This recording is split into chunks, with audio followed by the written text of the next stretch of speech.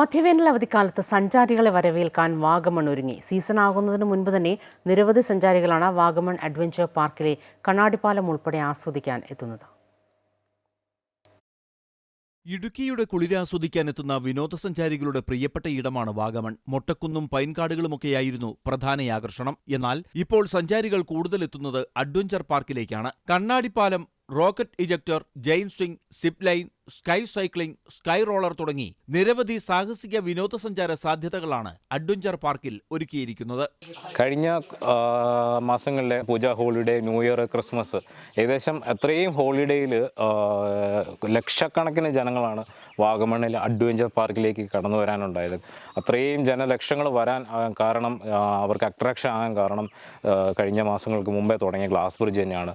ഏകദേശം നമുക്ക് കണക്ക് പോലും പറയാൻ പറ്റാത്ത അത്രയും ജനങ്ങളാണ് ഈ ഗ്ലാസ് ബ്രിഡ്ജ് കാണാനും മറ്റു ആക്ടിവിറ്റീസൊക്കെ എൻ്റർടൈൻ ചെയ്യാനായിട്ട് വാഗമൺ അഡ്വഞ്ചർ പാർക്കിലേക്ക് കടന്നു വന്നിരിക്കുന്നത്.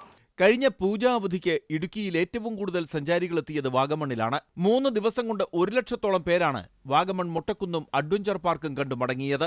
ഇത്തവണ മധ്യവേനൽ അവധിക്ക് സന്ദർശകരുടെ തിരക്ക് വർദ്ധിക്കുമെന്നാണ് വിനോദസഞ്ചാര വകുപ്പിന്റെ പ്രതീക്ഷ. MC Boban, Amrita news, Idukki.